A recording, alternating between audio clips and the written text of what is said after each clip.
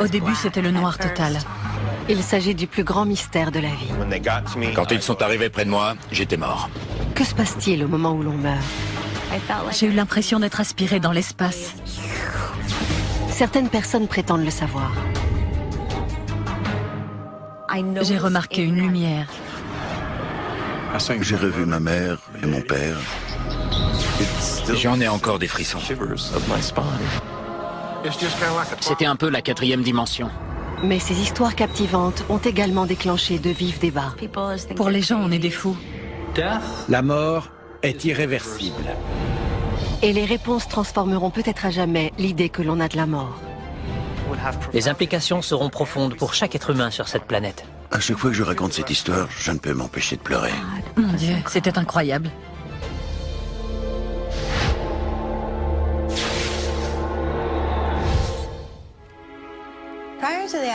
Avant l'accident, je n'avais jamais entendu parler d'expérience de mort imminente.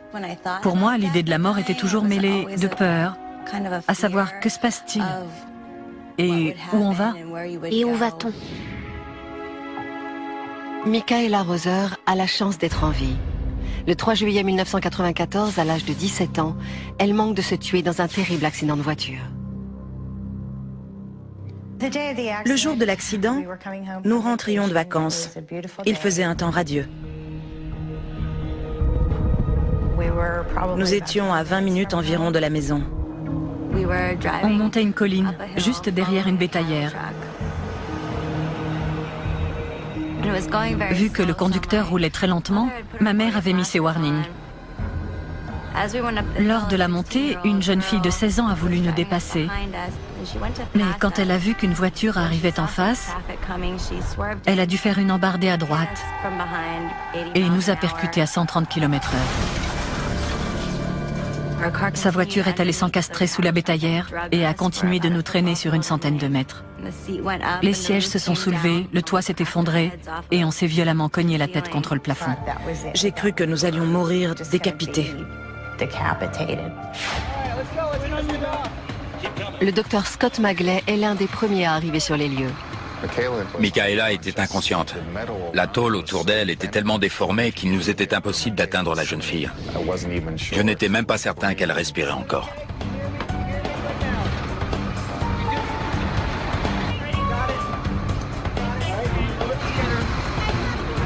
C'est quand j'ai réussi à mettre Michaela dans l'ambulance que je me suis rendu compte de la sévérité de sa blessure à la tête. On pouvait voir son crâne. Pour qu'elle puisse respirer, il fallait lui faire passer un tube dans la trachée. Sa tension artérielle était si instable que les ambulanciers étaient dans l'incapacité de lui faire une intraveineuse dans le bras. J'ai dû la piquer à la poitrine et à l'aine pour essayer de faire remonter sa tension. Vu que sa tension et sa fréquence respiratoire étaient faibles, elle n'avait que 2 ou 3 cycles par minute, elle pouvait mourir à tout moment. Je l'ai mise dans l'hélicoptère pour rejoindre l'hôpital. J'ai la sensation que mon expérience de mort imminente s'est produite quand on me transportait à l'hôpital, dans l'hélicoptère.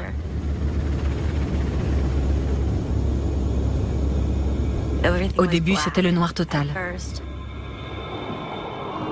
Et puis, tout à coup, je me suis sentie portée par une présence incroyable.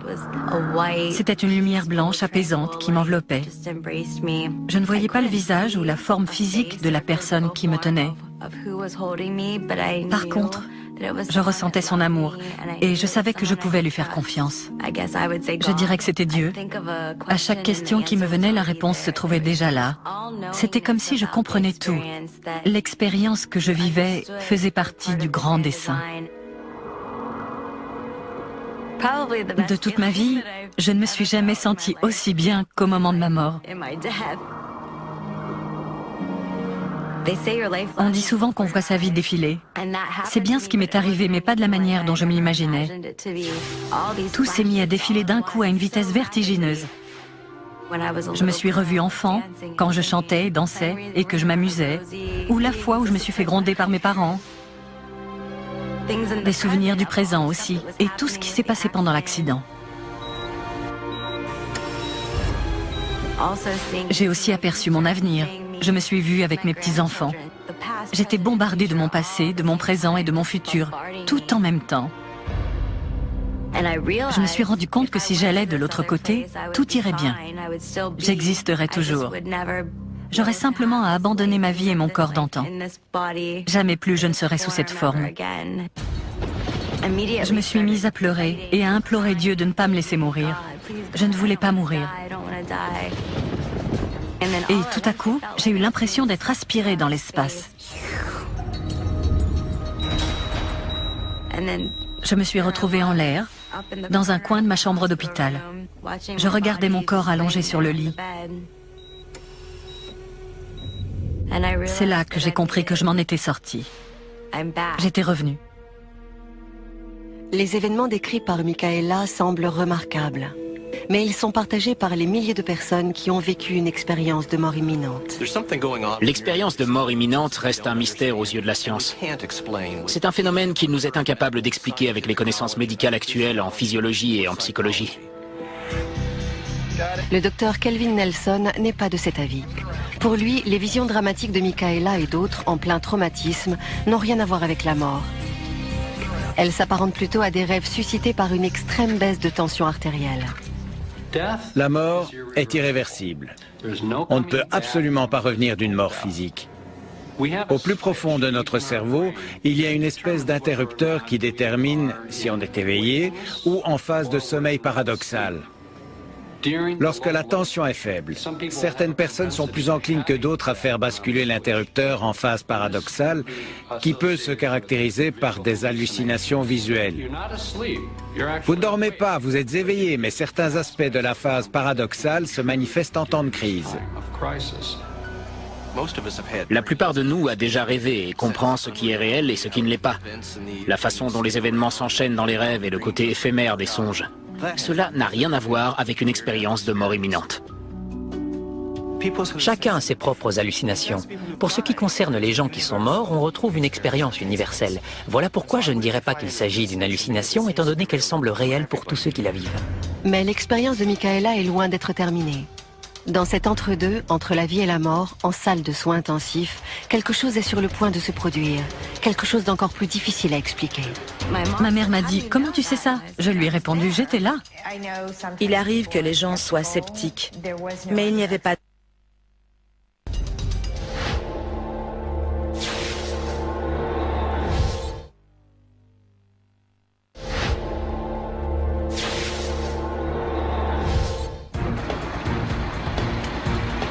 Après un accident de la route qui a failli lui coûter la vie, Micaela Roser se retrouve dans un état critique. Quand elle arrive à l'hôpital, l'adolescente de 17 ans est déjà plongée dans un coma profond. Mais aussi étrange que cela puisse paraître, son expérience de mort imminente ne s'arrête pas là. Un rebondissement encore plus difficile à expliquer est sur le point de se produire. J'assistais à la scène depuis le plafond. Je me suis aperçue que j'avais la capacité d'aller et venir comme bon me semblait. Quand j'entrais dans mon corps, la douleur était tellement insupportable que j'en ressortais très vite. Je me souviens aussi que je pouvais passer d'une pièce à l'autre. Pendant que mon corps était dans le coma, allongé sur le lit, moi je regardais les infirmières vaquer à leurs occupations. J'ai même surpris une conversation entre mes parents et ma grand-mère à la cafétéria de l'hôpital. Nous étions en train de manger à la cafétéria. Après le déjeuner, mon mari s'est levé pour aller fumer une cigarette. Il était sur le point de sortir quand ma grand-mère, qui n'a jamais fumé de toute sa vie, a dit « Moi aussi, il faut que je fume ». Et ma belle-mère a lancé « Bonne idée ». Tout le monde a éclaté de rire. Après mon accident, je me suis précipitée dans la chambre de mes parents et je leur ai demandé « Maman, quand j'étais dans le coma, est-ce que tu étais avec papa et mes deux grands-mères à la cafétéria, à l'étage d'en dessous ?» Elle m'a répété mot pour mot la conversation que nous avions tenue avec mon époux, sa mère et ma mère. Ma mère m'a dit « Comment tu sais ça ?» Je lui ai répondu « J'étais là ». Il arrive que les gens soient sceptiques. Je l'étais moi-même un peu au début. Mais quand elle a raconté ce qu'elle a vécu, ce qu'elle a vu, ce qu'elle savait avec autant de détails, il n'y avait pas d'autre explication. Elle avait eu une sortie hors du corps. Les sorties hors du corps sont des expériences illusoires, même si elles semblent très réelles. Ce sont des illusions. La conversation, rapportée mot pour mot par Michaela, semble quasiment impossible à expliquer. Mais pour des chercheurs comme le Dr Nelson, la réponse est simple.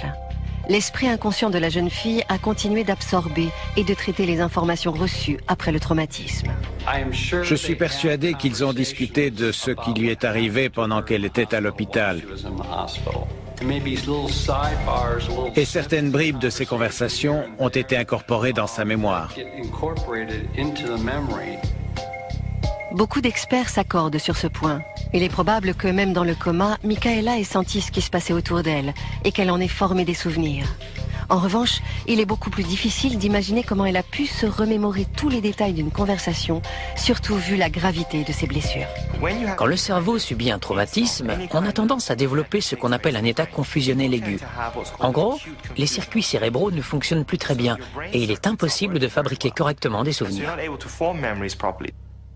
Il est impossible d'expliquer comment quelqu'un peut non seulement avoir une expérience lucide, consciente et organisée au cours d'une expérience de mort imminente, mais que cette expérience lucide, consciente et organisée soit si riche dans un laps de temps aussi court. Il m'a fallu 13 ans pour véritablement comprendre et accepter ce qui m'est arrivé. Au début, j'avais peur d'en parler parce que les gens ont tendance à vous prendre pour une folle ou une mythomane. Peu importe ce que la science peut prouver ou non, cette expérience m'appartient et personne ne me l'enlèvera. Avant l'accident, j'étais craintive à l'idée d'essayer de nouvelles choses. J'avais peur de m'exposer aux yeux des autres. Sincèrement, je remercie Dieu tous les jours de m'avoir permis de vivre ça. Ça m'a aidé à me motiver et à accomplir les choses que j'avais toujours voulu faire dans la vie. Ça m'a aussi permis d'aller à la rencontre des autres, de créer des liens et d'essayer d'aider les autres à trouver le bonheur. Ça a changé ma vie à jamais. Doug Taylor a vu lui aussi sa vie transformée au moment de sa mort et l'étrange et tragique coïncidence qu'elle a révélée. Avant, je ne croyais pas à cette histoire de tunnel et de gens qui vous attendent de l'autre côté.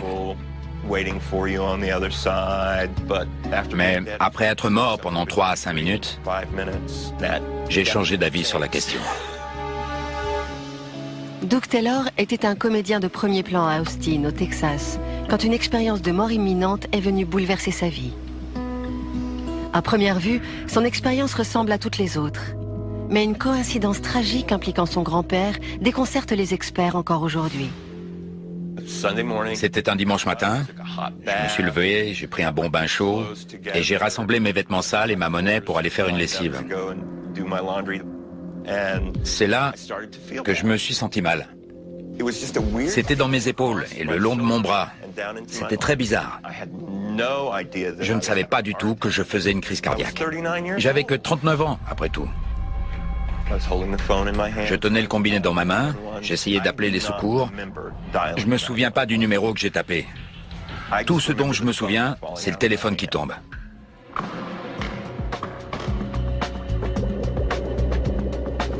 L'opératrice au bout du fil a répondu. Et vu que personne ne parlait, elle a appelé les pompiers, qui par chance ont leur caserne à 2 pâtés de maison de chez moi. Étant donné que la porte était fermée à clé, ils ont dû la défoncer. Quand ils sont arrivés près de moi, j'étais mort. Le docteur Michael Watkins était le cardiologue urgentiste en service ce jour-là. Les premiers secours avaient été dépêchés sur les lieux avec un défibrillateur cardiaque automatique.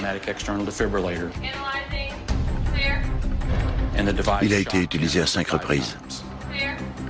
Les ambulanciers sont arrivés juste après. Ils ont intubé la victime, c'est-à-dire qu'ils lui ont passé un tube dans la trachée pour le faire respirer. Et si mes souvenirs sont bons, ils ont essayé de le ranimer à 5 reprises avec le défibrillateur. Alors que les ambulanciers font tout ce qu'ils peuvent pour sauver Doug, à 480 km, son grand-père est aux prises avec une situation d'urgence. Quasiment au même moment, le hasard veut qu'il ait une crise cardiaque majeure. D'habitude, Je rentre à une certaine heure et il m'attend toujours. Ce jour-là, j'étais un peu en retard. Quand je suis arrivée, il gisait sur le sol. Pendant ce temps, à Austin, Doug est en train de glisser dans ce qu'on ne peut qu'appeler une autre réalité.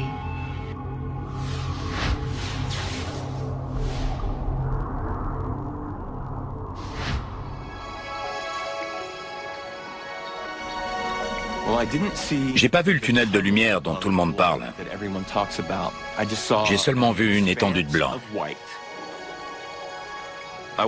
J'avais peur de rien. Je trouvais simplement que c'était bizarre. À ma droite, je voyais l'ombre d'un chêne avec des gens en dessous. Du coup, je suis allé dans cette direction. Et à mesure que je m'approchais, j'arrivais à reconnaître les personnes qui se tenaient devant l'arbre. Il y avait mon oncle Glenn, ma tante Lala et ma grand-mère. Il devait y avoir une vingtaine de personnes. Et je leur ai toutes demandé, qu'est-ce que je fais ici? Où est-ce qu'on est? Elles n'avaient qu'une seule réponse. Ce n'est pas toi que nous attendons. Rentre à la maison. Le dernier souvenir conscient que j'ai de ce moment, c'est la voix de mon grand-père. Je ne le voyais pas, mais je sentais sa présence et je l'ai entendu me dire « T'es un sacré vénard, mon garçon. »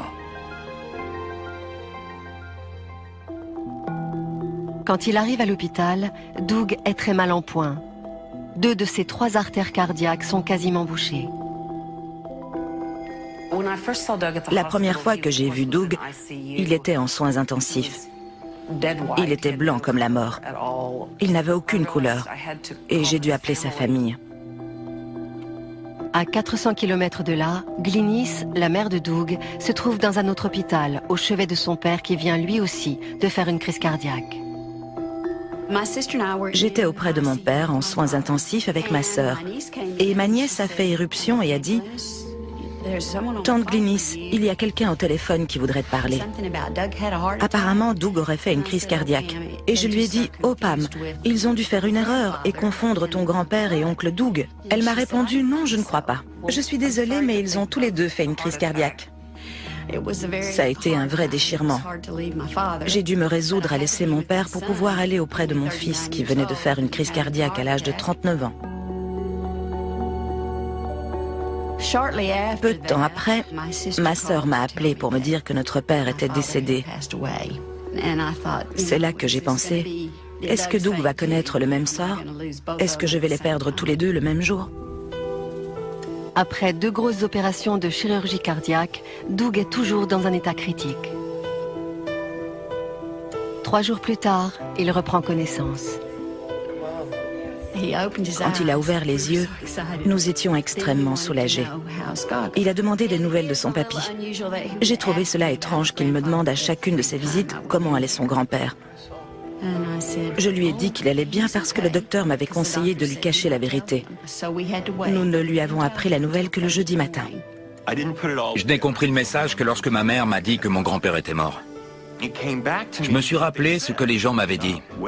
Ce n'est pas toi que nous attendons. Rentre à la maison. Ce n'est pas moi qu'ils attendaient, mais mon grand-père. Je pouvais rentrer alors que lui devait rester. J'en ai encore des frissons.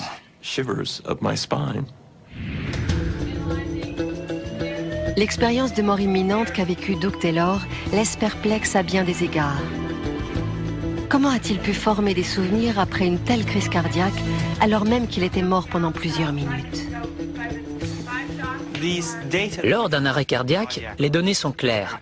Il n'y a aucune activité électrique du cerveau pendant une moyenne de 10 secondes après l'arrêt cardiaque. La grande question qui se pose alors est de savoir ce qui se passe dans l'esprit et dans la conscience de la victime quand son cœur ne bat plus. Parce que de nombreuses études prouvent qu'il est possible de ranimer des gens qui recouvrent pleinement leur esprit et leur conscience. Le plus stupéfiant, c'est qu'il est strictement impossible que Doug ait pu savoir que son grand-père a eu une crise cardiaque qui lui a été fatale quasiment au même moment. C'est tout bonnement une histoire qui dépasse l'entendement. Pourtant, selon le docteur Kevin Nelson, une explication physiologique peut être avancée. Il suggère que la rencontre entre les deux hommes est le produit du cerveau de Doug, via les mêmes procédés oniriques complexes qui ont généré l'expérience saisissante de décorporation de Michaela Roser. On peut imaginer que sa mère a quitté le chevet de son père pour venir veiller sur lui et qu'elle a discuté avec le personnel médical pendant qu'il était conscient, mais qu'il ne réagissait pas. Je ne pense pas que les expériences de mort imminente soient des rêves. Elles déclenchent plutôt le mécanisme de fabrication onirique pendant que nous sommes éveillés et lors de crises. J'ai raconté cette histoire à chaque personne que j'ai rencontrée et avec qui j'ai parlé plus de 5 minutes. À mes yeux, c'est important. Les gens doivent savoir qu'il existe une vie après la mort, qu'on continue de faire de meilleures choses. Avant mon expérience de mort imminente, j'étais soupolé. Je m'emportais pour un rien. Désormais, je reste calme en toutes circonstances. C'est tellement difficile d'exprimer l'amour, la chaleur et la compréhension que j'ai ressentie, que les gens à qui je raconte mon histoire repartent en disant « Waouh, j'aimerais vivre ça. J'aimerais y aller. » L'expérience de mort imminente qu'a vécu Doug ainsi que sa rencontre avec son grand-père ont coïncidé avec un électrocardiogramme plat pendant plus de 3 minutes. Mais ce genre d'expérience ne commence pas forcément par une mort. J'avais l'impression que quelque chose de terrible allait se produire.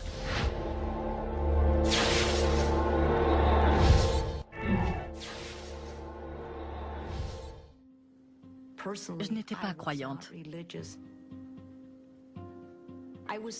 Avant l'accident, j'étais tellement sceptique face à ces histoires de mort imminente que j'essayais toujours de les expliquer de façon scientifique. Maintenant, j'ai complètement changé. Au printemps 2003, Marie-Jo Rapini travaille comme psychothérapeute à Lubbock, au Texas. Elle n'a jamais cru aux expériences de mort imminente, alors même que des dizaines de ses patients en phase terminale lui soutenaient qu'elles étaient bien réelles. Avant de mourir, il me prenait la main et me demandait « Marie-Jo, est-ce que vous les voyez? Est-ce que vous les voyez ?» Je me contentais de répondre « non », sans même lever la tête. Je ne les vois pas. Mais la veille du dimanche de Pâques, tous ces doutes allaient être balayés à jamais. J'avais organisé un grand dîner chez moi, j'avais donc 1001 choses à faire. Je suis partie faire un peu de sport, je me sentais bien, je voulais travailler mes pectoraux. J'ai donné tout ce que j'avais sur cette machine.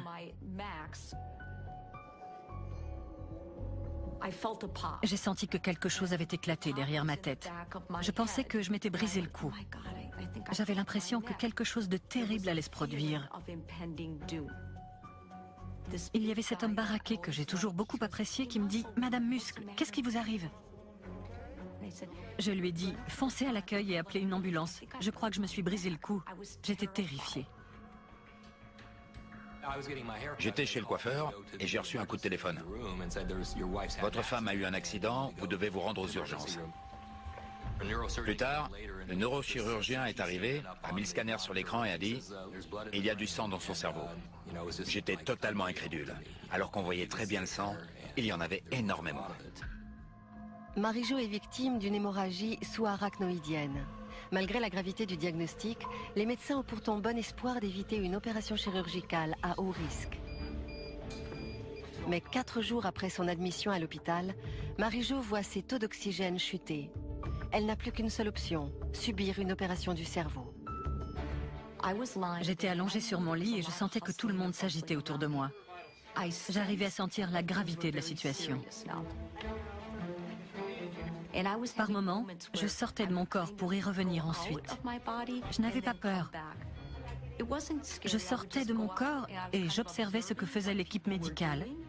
Puis je regagnais mon corps.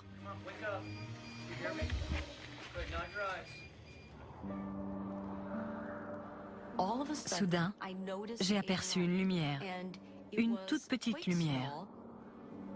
Je me suis fait la réflexion, est-ce que ce ne serait pas le tunnel de lumière dont parlaient mes patients atteints du cancer?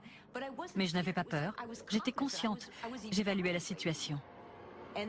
Et puis soudain, la lumière a grossi jusqu'à devenir énorme. Et je me suis retrouvée à l'intérieur. Il y faisait si bon et c'était si réconfortant. C'était rempli d'amour, mais pas d'amour humain. On parle souvent d'amour inconditionnel, mais ça n'existe pas sur Terre. Je l'ai ressenti là-bas.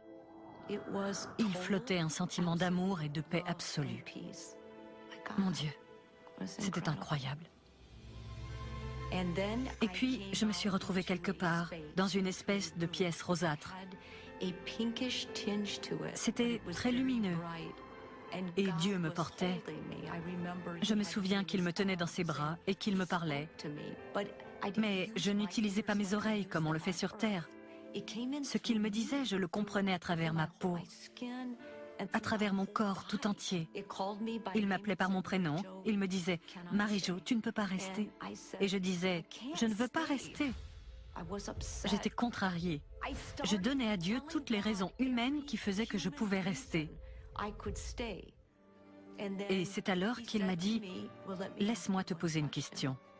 As-tu déjà ressenti le même amour pour quelqu'un que celui que tu ressens ici ?» Je lui ai répondu « Non, c'est impossible. Je ne suis qu'un être humain. » Et j'ai ressenti une espèce de petit rire, plein d'amour et de chaleur. C'était comme si un être cher vous prenait dans ses bras et vous disait « Tu peux mieux faire. »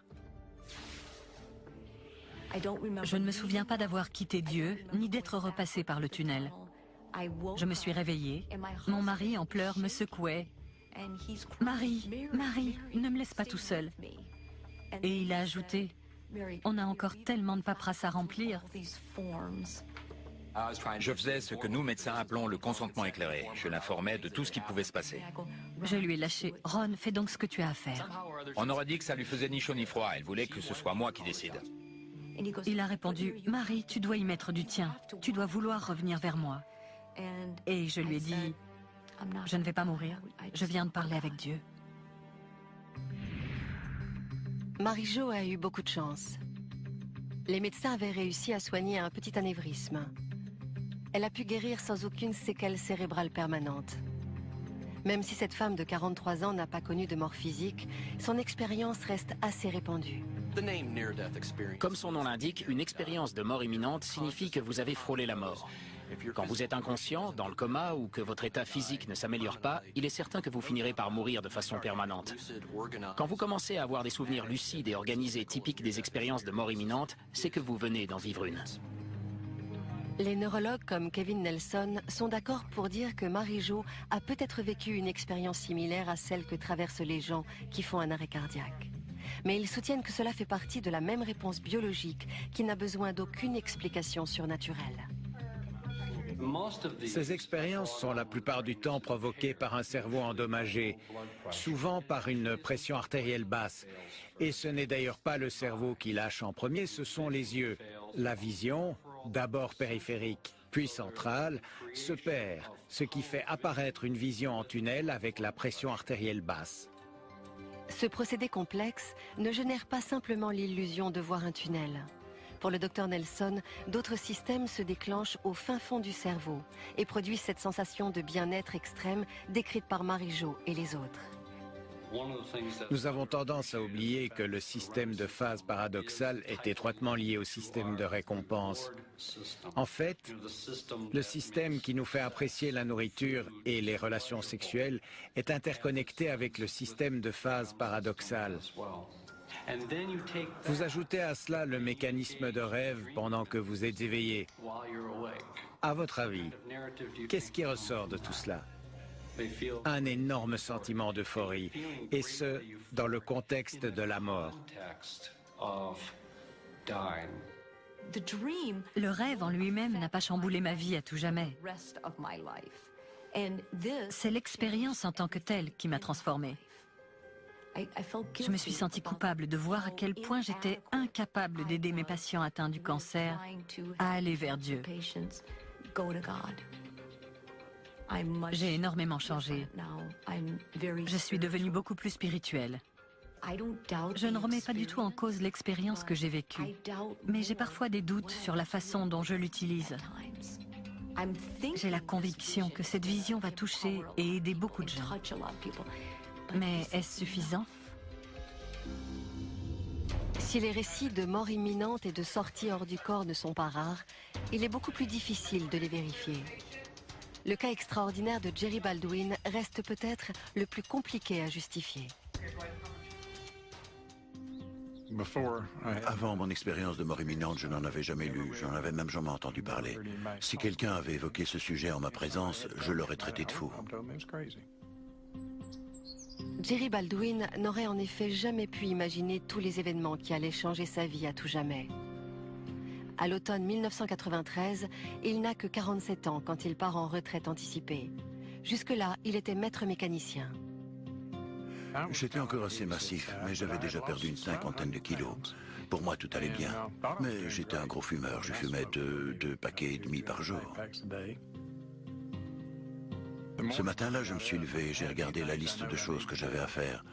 C'est là que mon problème s'est déclenché. J'avais le bras tout engourdi et je ne me sentais pas dans mon assiette.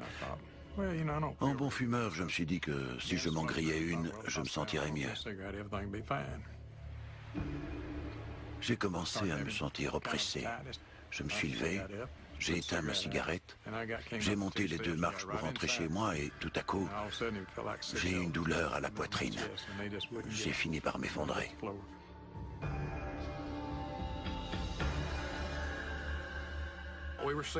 On a reçu un appel pour une douleur à la poitrine. Quand on est arrivé sur les lieux, Jerry était étendu sur le canapé.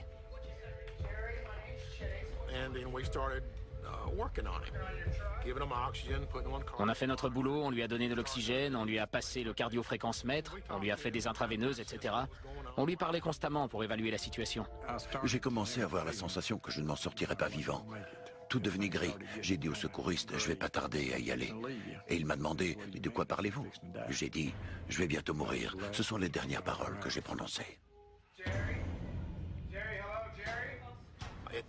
À partir du moment où il a fait un arrêt cardiaque, il ne répondait plus et il n'était plus conscient.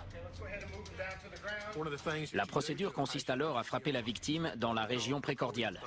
C'est ce qu'a fait mon coéquipier en lui donnant 3 coups de poing successifs.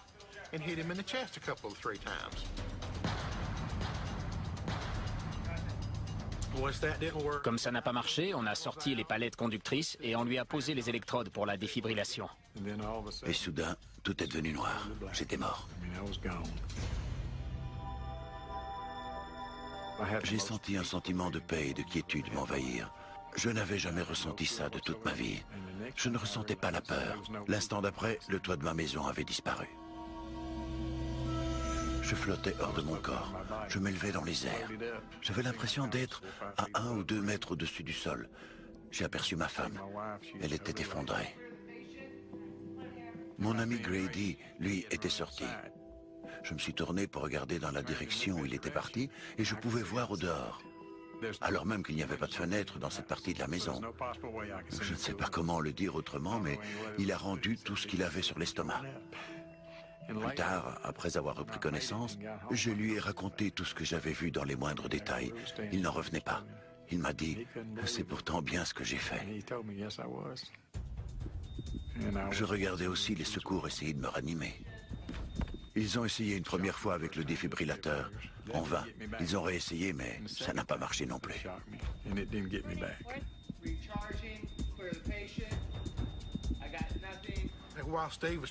Pendant que Dave essayait de recharger les palettes pour la 3e tentative, les batteries du défibrillateur ont lâché, ce qui n'est pas inhabituel. Ça nous était déjà arrivé. Fort heureusement, des renforts étaient en route. Une seconde équipe d'ambulanciers fonçait déjà vers le domicile de Jerry. J'ai regardé sur ma gauche et j'ai vu une 2e ambulance arriver. C'était l'équipe de renfort qui apportait de nouvelles palettes. Plus tard, je leur ai dit que je savais qui conduisait. Je ne veux pas dire que ça m'a fichu les chocottes, mais c'était quand même bigrement effrayant. C'était un peu la 4e dimension. Prisonnier des limbes, Jerry ignore si les secours en renfort arriveront à temps pour le sauver. À cet instant, il ignore que son extraordinaire voyage ne fait que commencer. Soudain, je me suis retrouvé dans le tunnel, la tête la première.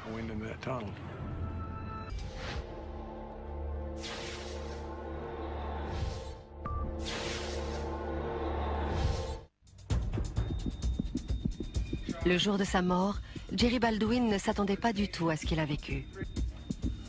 alors qu'il flotte au-dessus de sa maison, il aperçoit son ami Grady vomir dehors. Puis il assiste aux efforts des secours pour le ranimer, au dysfonctionnement du défibrillateur et à l'arrivée d'une deuxième ambulance. Tout ne fait que commencer. Je flottais et je me disais, ils vont y arriver ou pas? Oh, et puis je m'en fiche comme de l'an 40. C'est à ce moment-là que j'ai aperçu une lumière aveuglante. C'était dans un tunnel d'environ 1 mètre de circonférence. Soudain, je me suis retrouvé dans le tunnel, la tête la première. J'avais l'impression de filer à 160 km/h. Au loin, je distinguais la plus jolie lumière que j'avais jamais vue.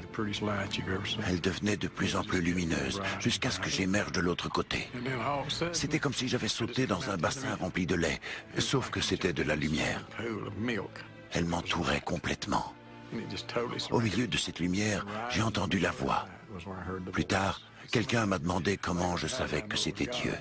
Je le savais, tout simplement. Je n'ai jamais vu son visage. Son corps était extrêmement lumineux. Je discernais bien la forme d'un corps, mais il était fait de lumière. Il m'a dit, « Tu dois y retourner ». Je l'ai imploré, « Seigneur, ne me force pas à rentrer ». Il m'a répondu, « Je vais te donner un aperçu de ce qui t'attend, mais ensuite, tu dois rentrer ». Il m'a pris la main et nous avons passé la plus jolie porte que j'avais jamais vue. Nous avons longé un cours d'eau, puis je me suis mis à courir jusqu'à un groupe de personnes qui se tenaient près du cours d'eau. C'était ma mère, mon père et ma grand-mère, Nam. Tout semblait parfait. Ils m'ont dit qu'ils m'aimaient. Et puis, comme dans un claquement de doigts, nous nous sommes retrouvés ailleurs. Les fleurs étaient magnifiques, la musique enchanteresse. Il n'y a pas de mots pour décrire le sentiment de paix et d'amour que j'ai ressenti ce jour-là.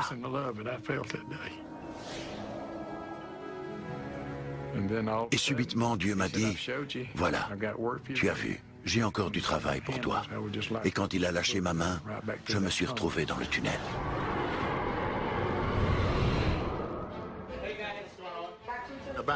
À ce moment-là, Dave et Curtis, de l'équipe de renfort, sont arrivés pour nous donner un coup de main.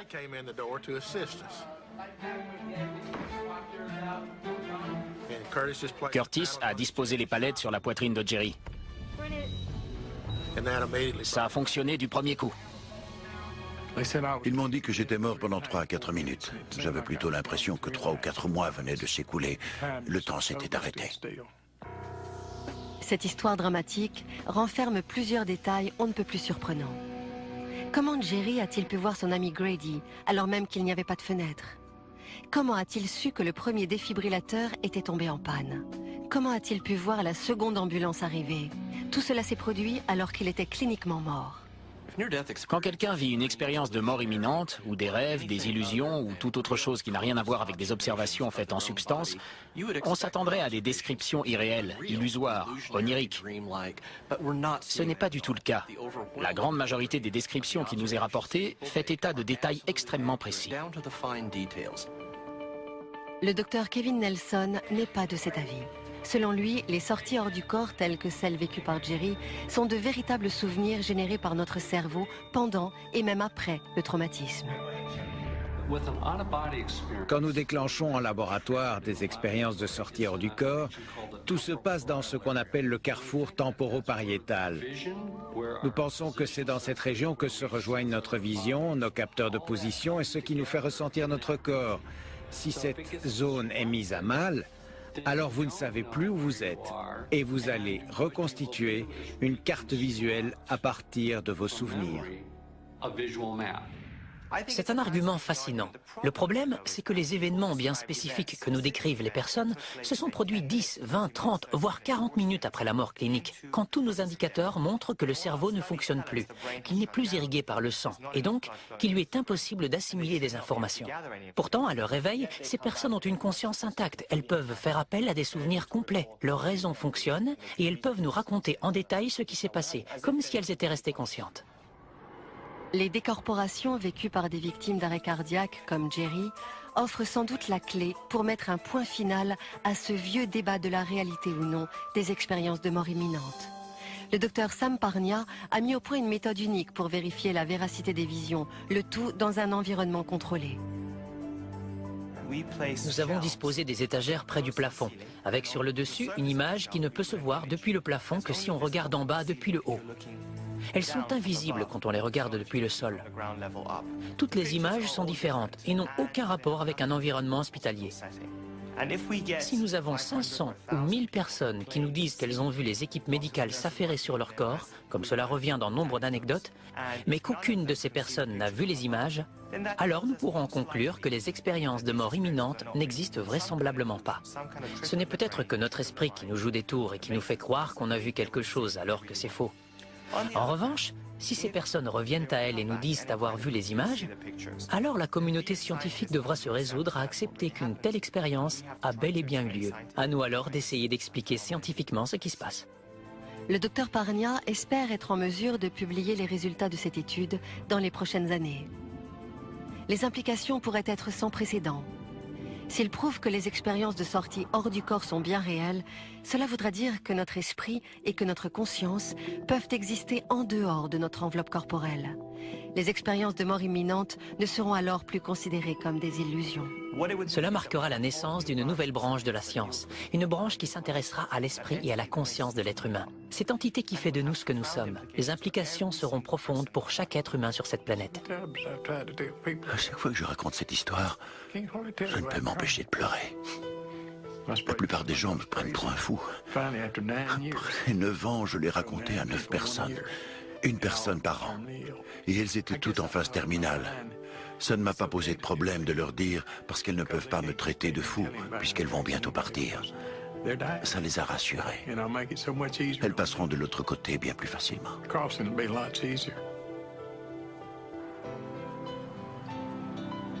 C'est triste de voir que Dieu doit vous tuer pour attirer votre attention. Mais c'est ce qui m'est arrivé. Avant, j'avais un cœur de pierre. Je jugeais les gens. Maintenant, je n'ai plus le droit de me comporter comme ça. C'est un nouveau départ. Après une expérience de mort imminente, les transformations sont indubitables. Ce qui fait encore débat néanmoins, c'est la réalité de ces expériences. La controverse ne s'arrêtera que lorsque la science aura pu apporter des réponses acceptées par tout un chacun. Je ne cherche aucune excuse. J'essaye véritablement d'expliquer ces phénomènes parce que j'ai la conviction que ce sont de véritables expériences cérébrales.